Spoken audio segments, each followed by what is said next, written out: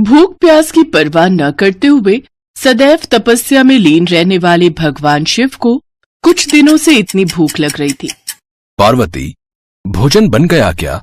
बहुत जोरों की भूख लगी है। ला रही हूँ स्वामी।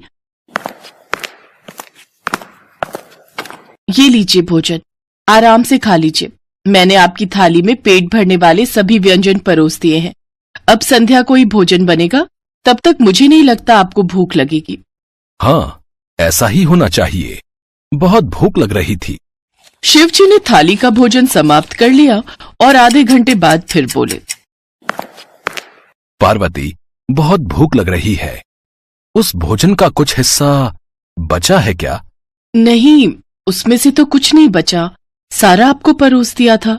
आपको फिर भूख लग गई है क्या? हाँ, ऐसा लग रहा है जैसे कुछ खाया ही नहीं है। कुछ बना दो पार्वती, बहुत भूख लग रही है।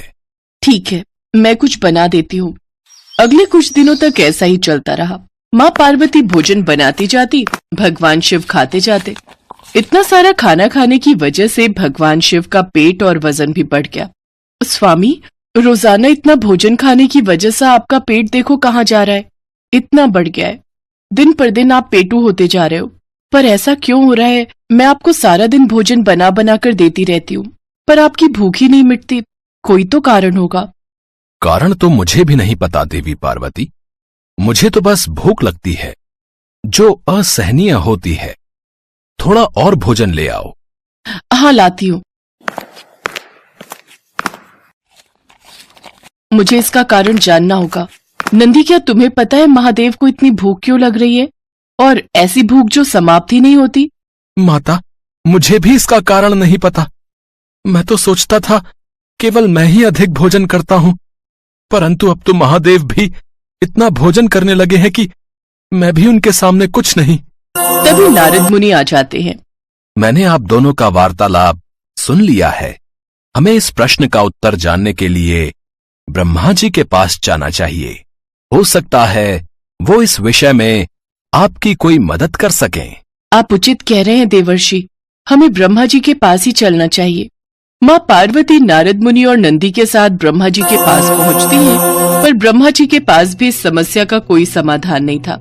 मैं खुद आश्चर्यचकित हूँ कि महादेव आखिर ऐसा क्यों कर रहे हैं। ये उनकी कौन सी लीला है?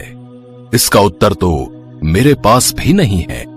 ब्रह्मदेव, हमारी सहायता कौन करेगा, ताकि हम जान पाएं कि महादेव के साथ ऐसा क्यों हो रहा है? मैं तो बहुत चिंतित हूँ।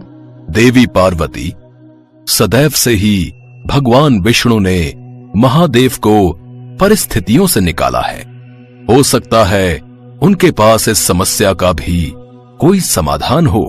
हमें विष्णु जी के पास चलना चाहिए। ठीक है ब्रह्मदेव, ऐसा ही करते हैं। माँ पार्वती सबके साथ भगवान विष्णु के लोक पहुँचती हैं और उन्हें सारी बात बताती हैं। ये तो अधिक चिंता का विषय है देवी पार्वती। इसे सुनकर तो मैं भी हैरान हूँ।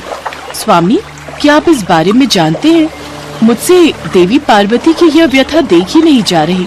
ये सब एक भक्त को दिए वरदान के कारण हो रहा है।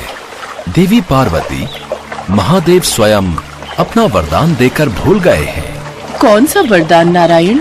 देवी पार्वती, कुछ समय पहले महादेव के एक भक्त को एक रोग हो गया था, अधिक भूख लगने का रोग, जिसका कोई इलाज नहीं था।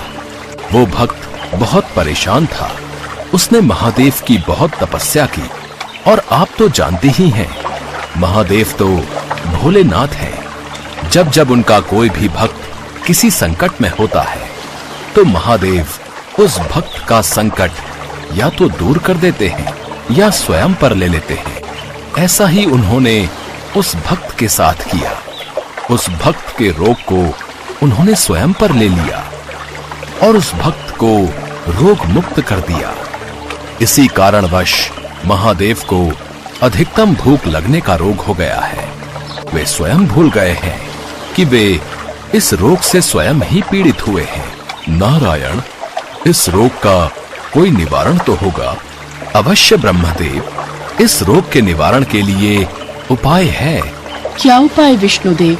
देवराज इंद्र के उद्यान में एक चमत्कारी फल का वृक्ष है।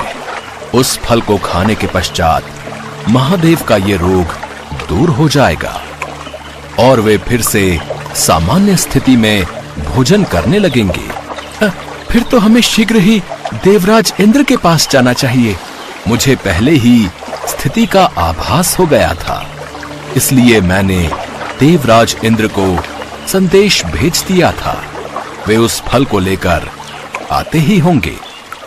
देवराज इंद्र फल लेकर आ जाते हैं। विष्णुदेव, ये फल जो आपने मंगवाया था, ये भूख को सामान्य करने के लिए अति उत्तम फल है। देवी पार्वती, अब आप इस फल को ले जाकर महादेव को खिला दीजिए। उनकी भूख पहले की भांति सामान्य हो जाएगी। धन्यवाद इंद्रदेव, मेरी इस कार्य में सहायता के लिए आप सभी का बहुत बहुत धन्यवाद। माँ पार्वती वह चमत्कारी फल लेकर नंदी के साथ वापस कैलाश पर्वत पर लौट आती हैं और महादेव को वह फल खिला देती हैं। अरे वाह, ये फल तो बहुत स्वादिष्ट है। ऐसा लग रहा है मैं बिल्कुल तृप्त हो गया हूँ। इस फल को खाकर तो मेरी भूख भी शांत हो गई है। माते, लगता है फल ने अपना असर कर दिया है। क्यों? क्या ये कोई चमत्कारी फल था पार्वती? हाँ स्वामी, मैं आपको सारी बात बताती हूँ। माँ पार्वती भगवान शिव को पूरी बात बताती हैं, जिसे सुनकर वे स्वयं पर बहुत हंसते हैं। उन्हें अभी तक यकीन नहीं हो रहा था कि वह सचमुच इतने पेटू बन गए थे कि लगातार खाए ही जा रहे थे। माँ पार्वती की चिंता दूर हो गई और चमत्कारी फल को खाने के पश्चात भगवान शिव की भूख पहले जैसी सामान्य हो गई।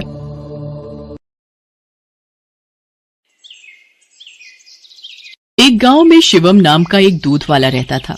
उसके पास 2 भैंसें थी। वो हर सुबह उनका दूध निकालता और पूरे गांव में घूमकर बेचा करता था।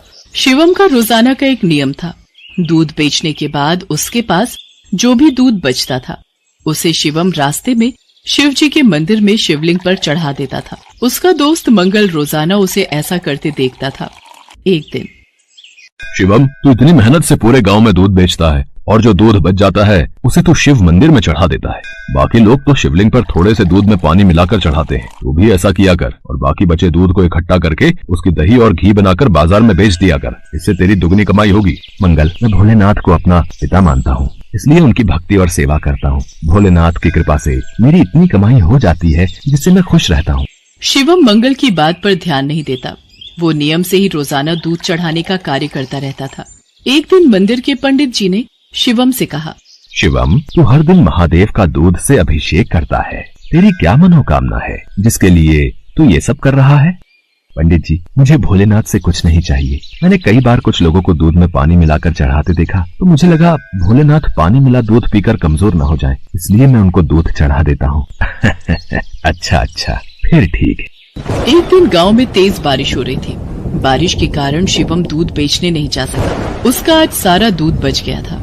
उसने सोचा, आज इतना दूध बच गया है, मैं इसे शिवलिंग पर चढ़ा आता हूँ। शिवम, ये दूध तो बहुत सारा है, ये तो बहकर खराब हो जाएगा, तो फिर मैं इस दूध का क्या करूँ? पंडित जी, मैं ये दूध घर वापस भी नहीं ले जा सकता और ऐसे तो ये दूध खराब हो जाएगा। तुम एक काम क्यों नहीं करते? तुम इस सारे दूध की खीर बनाकर भोलेनाथ को भोग लगाकर गांव में खीर का प्रसाद बांट दो, इससे तुम्हें पुण्य मिलेगा।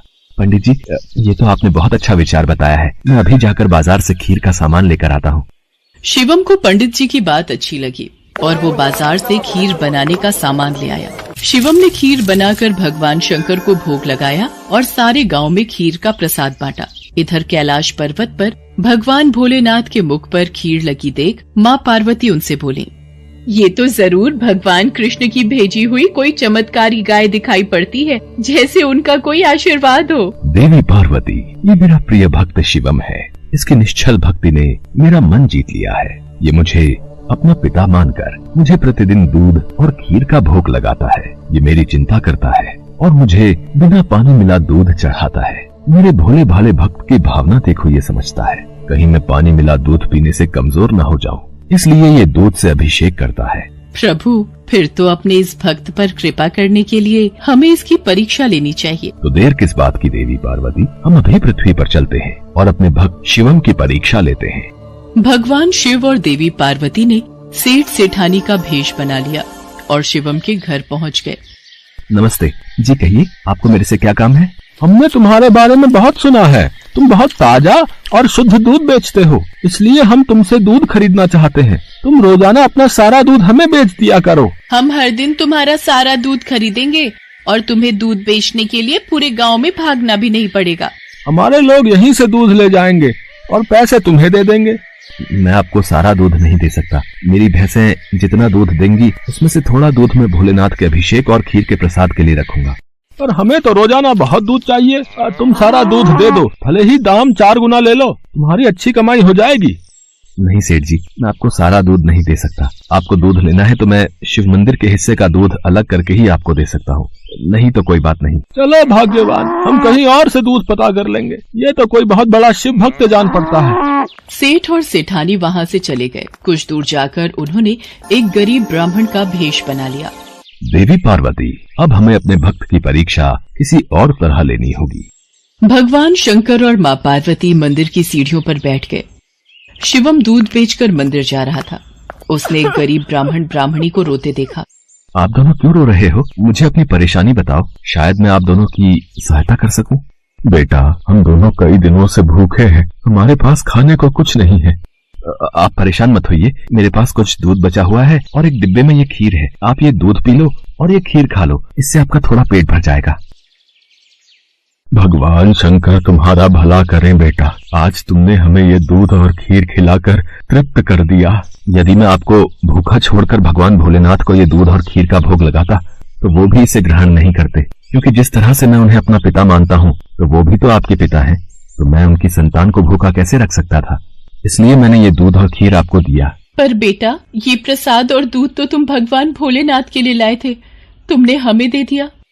तुमने हमारे लिए अपना नियम क्यों तोड़ दिया? शिवम की भोली भाली और पवित्र बातों को सुनकर भगवान शंकर और देवी पार्वती अपने असली रूप में आ जाते हैं। उन्हें देखकर शिवम उनके चरणों में गिर जाता है। शिवम, मैं तुम्हारी सच्ची भक्ति से बहुत प्रसन्न हूँ। मांगो, क्या मांगते हो? प्रभु, मुझे आपकी भक्ति के सिवा और कुछ नहीं चाहिए। मुझे आपकी भक्ति करके जो खुशी मिलती है उससे बढ़कर मेरे लिए कुछ भी नहीं। शिवम, तुम मेरे सच्चे भक्त हो। आज के बाद तुम्हारे जीवन में कोई दुख नहीं रहेगा। मेरा आशीर्वाद सदैव तुम्हारे साथ रहेगा। शिवम को अपना आशीर्वाद देकर भगवान शंकर और माँ पार्वती अंतर्ध्यान हो जाते हैं।